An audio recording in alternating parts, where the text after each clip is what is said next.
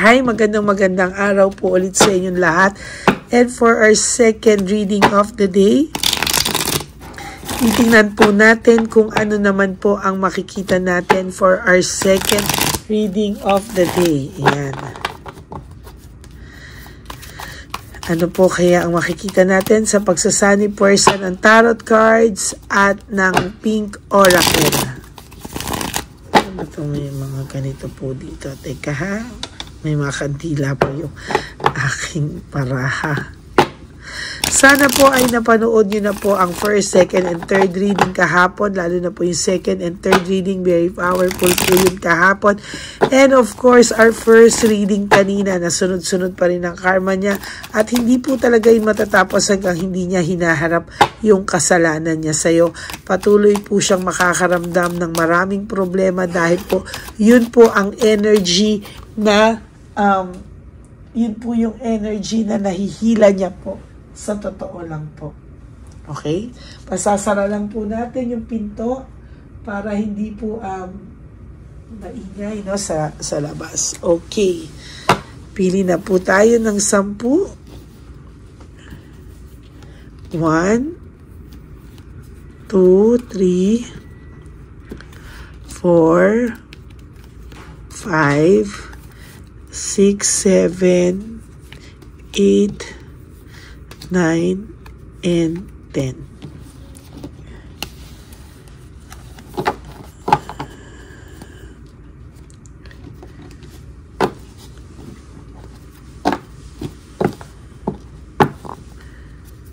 At ito naman po, kailangan po nating balasahing mabuti, no?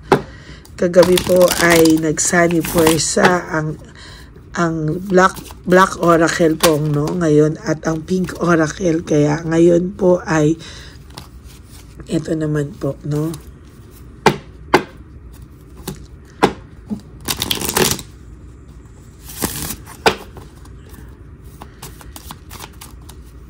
Ayan.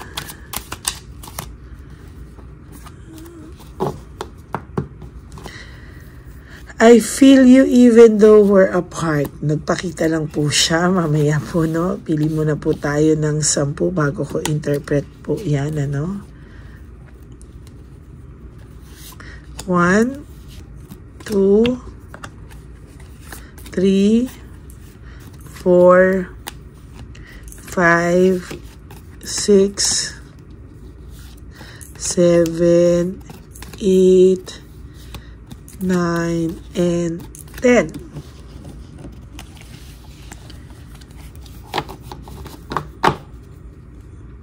Okay. Pagsasani puwersa po natin ay go.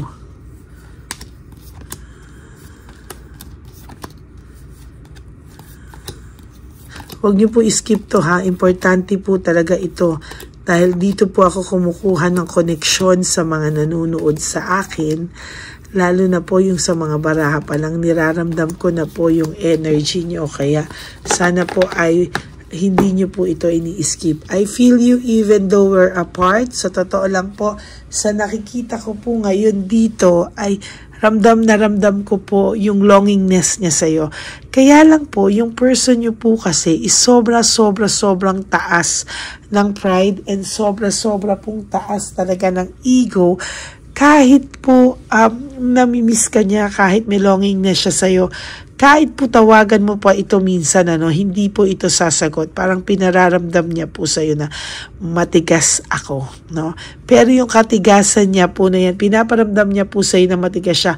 Pero yung katigasan niya po na yan ay palabas lang, no? Gusto ka, parang ang lumalabas po dito sa nararamdaman kong energy dito sa unang card pa lang. Ramdam ka po niya, no? Kahit magkalayo kayo, parang nasa tabi ka lang po niya. Parang ganun din po yung pakiramdam mo minsan na I feel you even though we're apart. Kahit malayo siya, pakiramdam mo, nandyan lang siya sa tabi-tabi, no? Pakiramdam mo po ay Ganyan lang po talaga, no?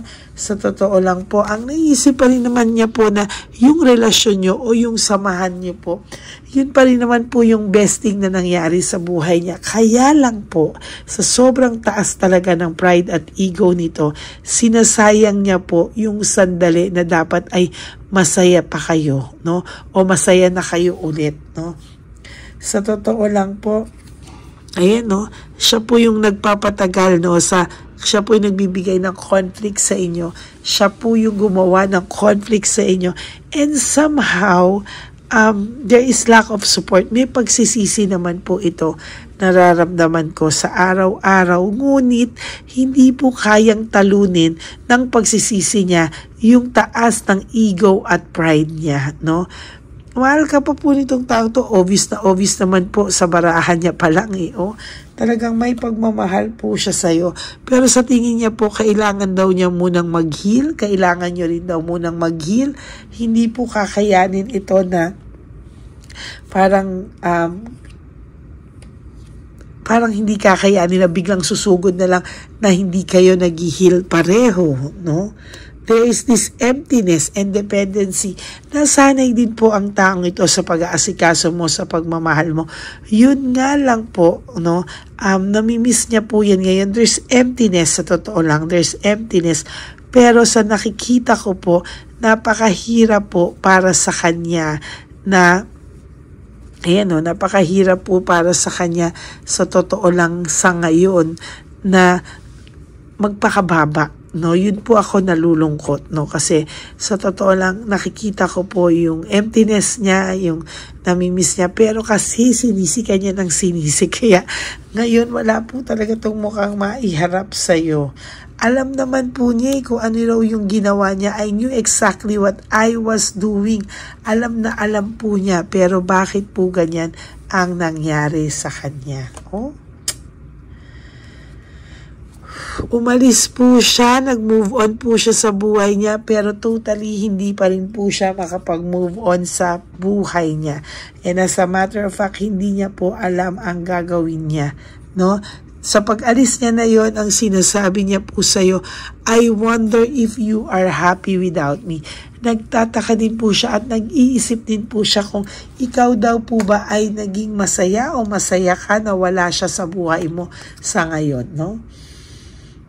Parang pakiramdam niya po kasi ang dami-daming nangingialam sa inyo, kaya parang siya ay nanahimik muna. Pero nag-iisip po siya, masaya ka daw ba na wala na siya sa buhay mo? Yan po yung sinasabi niya, no? Nagtatanong po siya kung masaya ka na daw ba na wala na siya sa buhay mo, o masaya ka daw ba na wala siya sa buhay mo. Nagrebelde po ito, no? Imbis po na makatulong yung mga tao sa paligid niyo, parang the more pa po siyang nagrebelde, and the more po niyang pinakita na mas matigas siya, no? Nagrebelde po siya at lalo niya pinakita sa mga tao sa paligid niyo na siya ay nagrebelde at siya ay matigas. Mahal niya pa po isa't isa, pero sabi dito, the timing just wasn't right for us.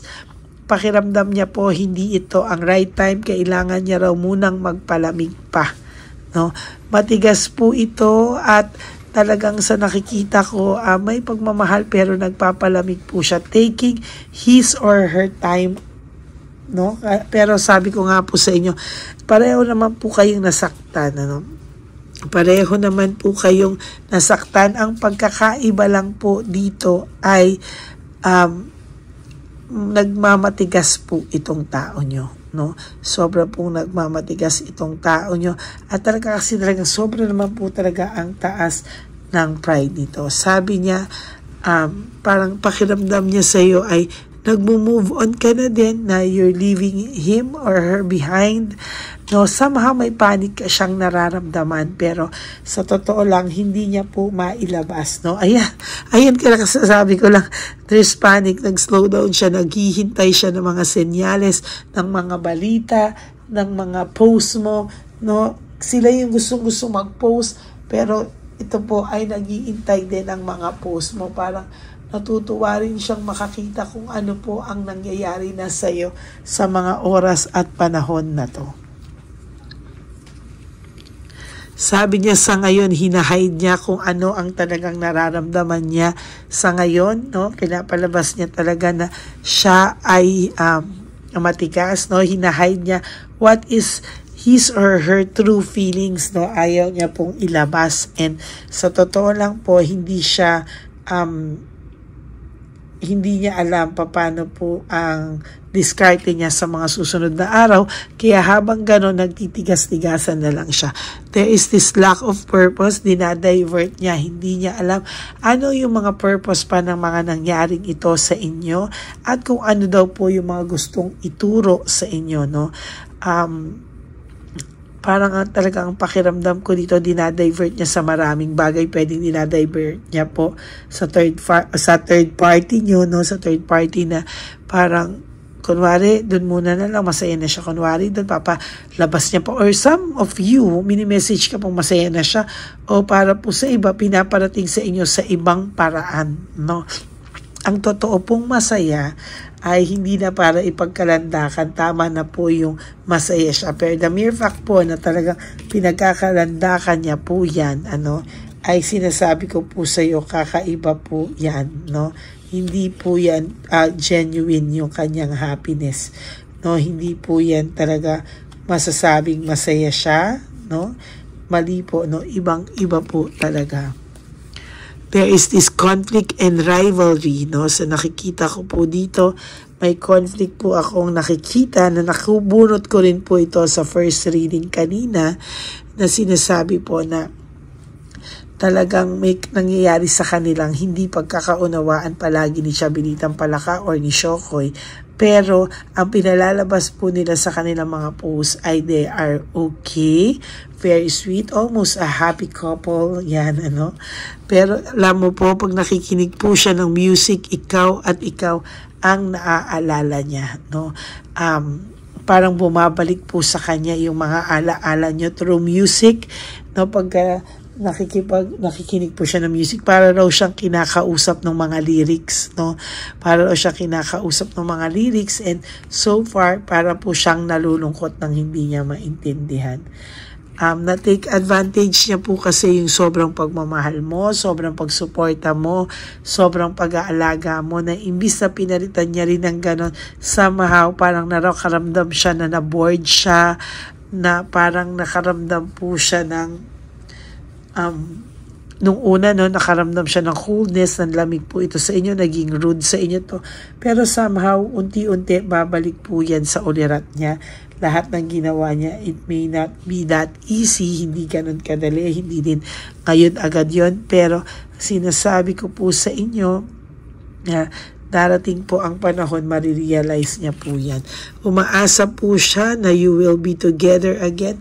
Umaasa po siya na kayo pa rin daw sa huli. No? Kahit gaano katigas to, umaasa po siya na kayo pa rin sa huli. Ngayon po, naiisip mo rin siya most of the time, nag-visit ka na kasi ayaw mo na po siyang maisip. Pero sa totoo lang, kahit ayaw mo na po siyang maisip, hindi mo po siya matanggal-tanggal sa isipan mo. Kahit ano po ang tigas nito, ang taas ng pride nito, hindi po nyo maikakatwa na so maasa pa rin po siya na sa huli ay kayong dalawa pa rin daw po talaga. Ay, ang ganda ng last card mo. And for your last card, it's I love you. Ibig sabihin po, talagang confirm na may pagmamahal pa sa iyo ang taong ito, no? Confirm po yan, may pagmamahal pa sa iyo ang taong ito. At kahit gaano na katigas to, umaasa talaga siya na someday kayo ay babalik sa isa't isa. Maybe yung sitwasyon ay hindi pa sa ngayon ang timing. Kailangan nyo muna daw pong mag-heal on your own, kayong dalawa, para malaman nyo kung ano ba talaga ang mangyayari sa inyo sa mga susunod na panahon. Okay, that's it for your second reading of the day. I hope na naka-resonate po kayo, and if you do, can you please give me a like and comment down below para naman po mabasa ko ang inyong mga emotions at ang inyong mga comments sa comment section. And for those of you who would like to have a private reading with me, you can message me po at Ladyly Elena, that's Ladyly Elena. Nasa dulo po yan ng ating video. Diyan nyo po ako makokontak. That's my only legit and official FB account. Ayan. No, at sana po no skipping of ads, tulong nyo na po yan sa ating channel, lalo na po nalalapit na po ang ating One Love a Day again for this year, no, near my birthday yan, no. So magbibigay na naman po tayo sa matatanda ng ating mga loot bags. Lahat po ng maiipon ko ay pamimili po natin katulong po ng mga ibang donations na natatanggap po natin, ano. And lalo na po yung mga super thanks, I would really love and appreciate that from the bottom of my heart, because yan po ay malaki po ang naitutulong. Kahit po kala nyo po, no, pa $1, nako, talaga pong yan po ay makakatulong ng malaki sa ating mission sa matatanda. So maraming salamat po sa lahat sa inyo. And marami rin po salamat na kahit napakadaming naglalabasan na tarot card readers, ako pa din po ang pinipili niyong panoorin. Kaya nagpapasalamat po ako sa lahat sa inyo. Maraming salamat po. And I hope po na may napulot po kayo dito sa ating second reading of the day. Aagahan ko na po, yung talaga promise, no? Aagahan ko na pong mag-post nitong second reading of the day. Every 2 hours po siguro ipopost ko na, no, para hindi ganun katagal yung waiting nyo. Pero I hope po na napanood nyo naman po yung first bago kayo tumakbo sa second reading. Minsan po kasi pag pinagsasabay-sabay ko po yung upload or malapit yung oras, no, natatabunan po yung ibang videos. Kaya yun po yung iniiwasan ko sa ana. Pero ngayon po I'll try na every 2 hours para po mapanood po at mas marami pa pong makapanood. Okay? God bless you all, and of course sa aking mga ever loyal and solid Lady Elena friends, family and subscribers, I love you all from the bottom of my heart, and I am so grateful to all your support po sa channel natin. And of course, ang lagi ko pong paalala sa inyo na is just to live one day at a time. Huwag niyo po munang isipin lahat ng mga okasyon na darating. Just live for today. Do 3 things that will make you happy. At pag gusto nyo pong magmukmuk sa kwarto, lumabas po kayo. And pilitin nyo pong lumabas, no? Pilitin nyo po at tulungan nyo din po yung inyong mga sarili. Just do 3 things to make you happy today. Even the smallest things po and the simplest things. Minsan yun pa po yung makakapagpasaya sa inyo. And of course, lagi ko pong pinapaalala sa inyo that life is too short. Don't make it shorter by stressing yourself from all the pains and heartaches na binigay sa inyo ng kahapon. Just surrender everything to the divine universe and just let go and let God write your life and love story. I will be back for another set of reading for our third and final reading.